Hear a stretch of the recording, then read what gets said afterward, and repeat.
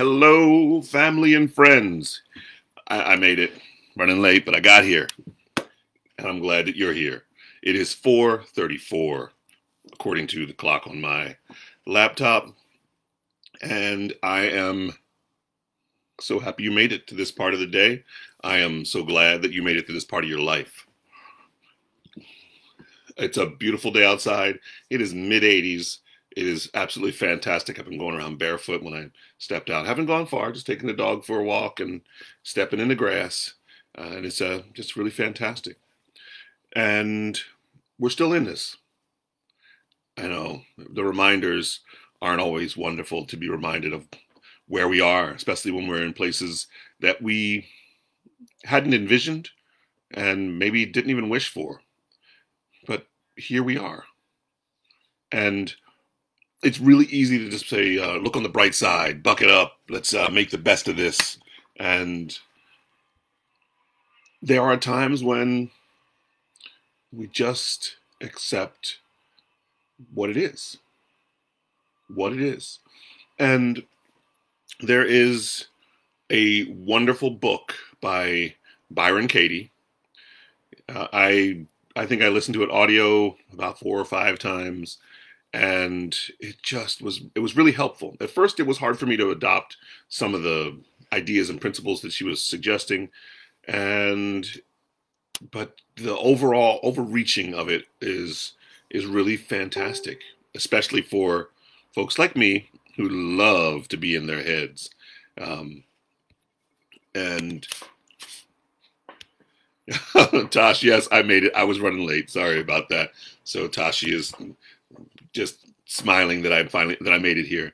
But in the book, it's yes, yes, Melissa, doing the work, and it's the work. So it's not. So it never stops being the work, and you never stop doing the work.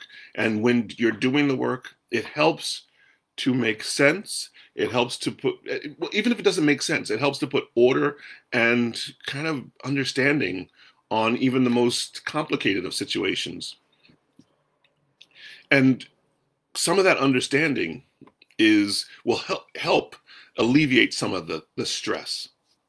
No, not all of it, because we all have different stress levels.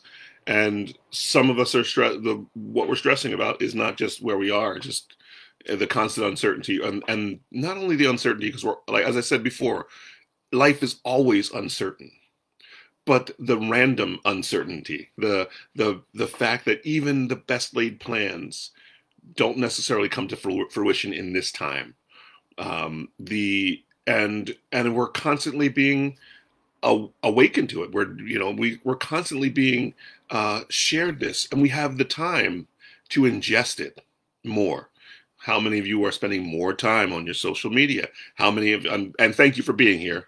So I'm not going to knock that.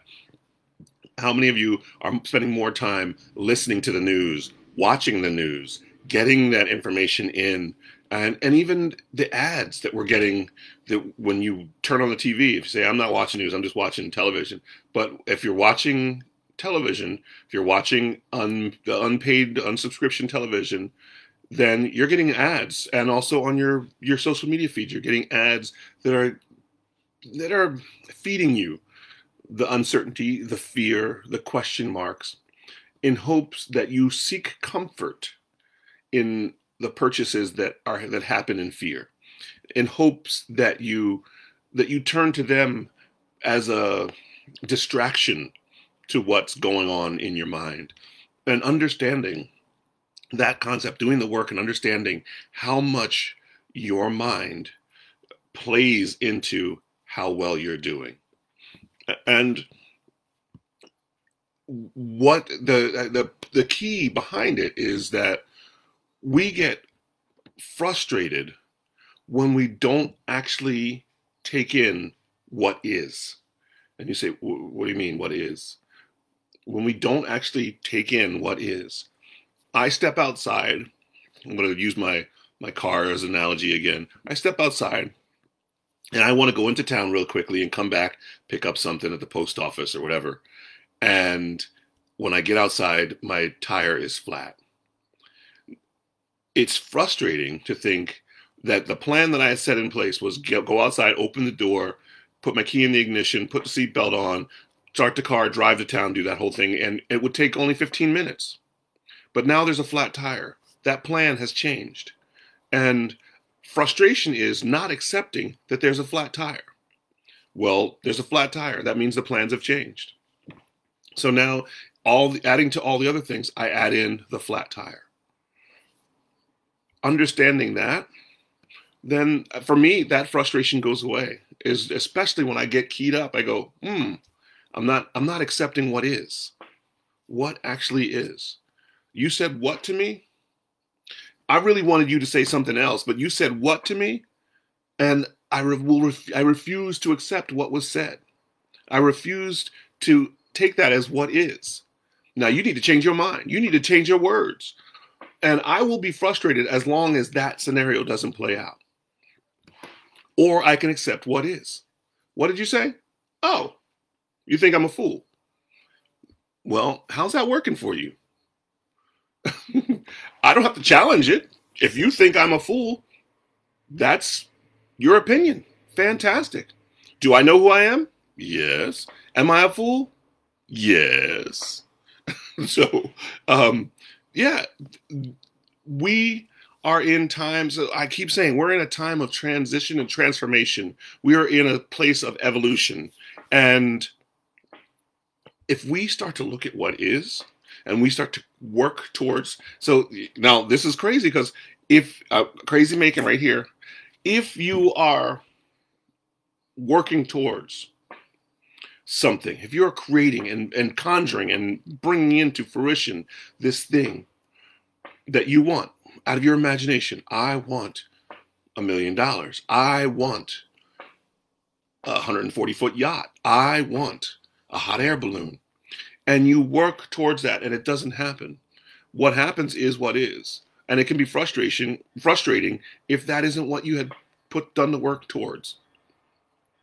And the really cool thing about that is if there is process, then look at the process. Go back and look over the steps. If you expected $1 million to be at your doorstep, what was part of that process? Just expecting it?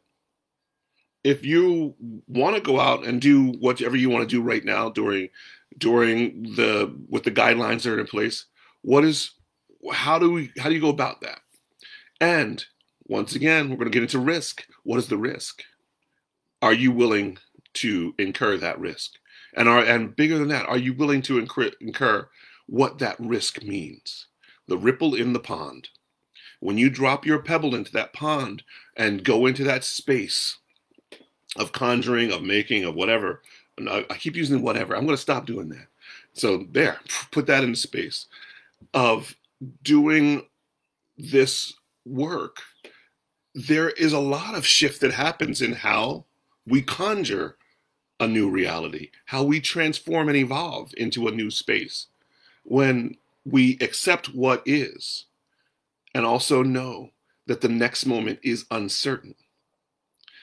That's where we breathe into that conjuring of the next moment. We live into that. We love into the conjuring of that next moment. And I will tell you this.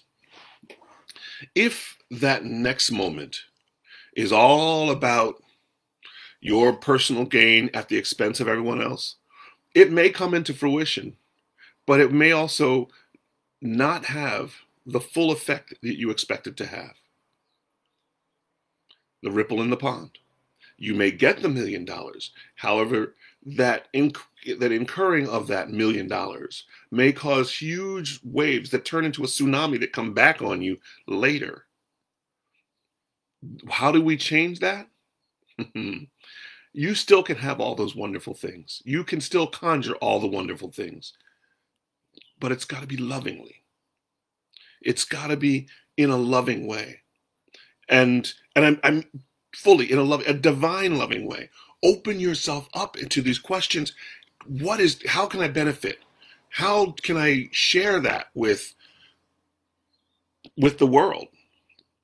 If it benefits you and it benefits the world, it's necessary. Let me say that again. If it benefits you and it benefits the world, it's necessary. you will see, and you can see it right. It's obvious. So we have people who idolize our 45th president for the fact that of his net worth.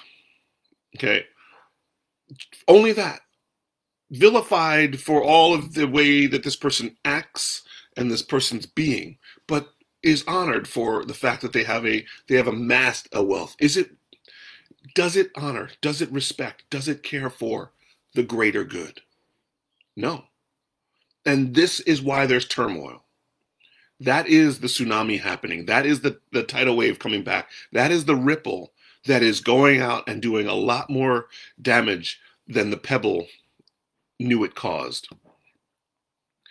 There are others who are in similar situations, but what they're doing with what they have is divinely beautiful, is wonderfully loving. And the rewards for that are there as well. And it may not be as obvious when you see that person, but look at their peace. If they're struggling, and we see that our 45th president is struggling, emotionally, physically, in so many ways, if they're struggling, and this is not a political thing, this is just, I'm using this as an example. If they're struggling, then there's a bigger thing happening. The waves and the ripples are there. Loving what is. How do we love what is and not just sit willy-nilly in where we are?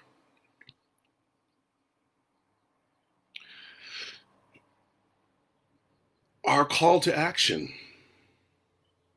is back to your character. Our call to action is living fully in yourself. What is your character? Are you a teacher? Teach lovingly. Are you handy with your hands? Work lovingly. Do you have the gift of words? Speak lovingly. Do you have the power and the gift of hearing? Listen lovingly. That, and then conjure into that, into your full personal character, into your divine self. Conjure into that how that will evolve for the benefit of all. And I say the benefit of all, it's not all humans, it's all living kind, throughout the universe. Make that ripple have purpose.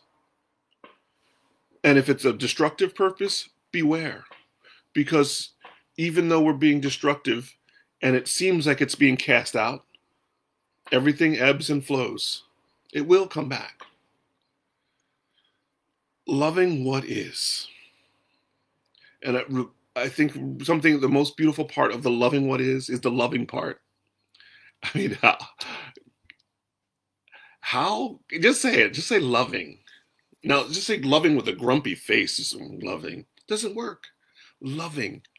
Just love into that for just a moment of taking the indulgence, the savoring of loving, of being loving, not doing loving, just being loving.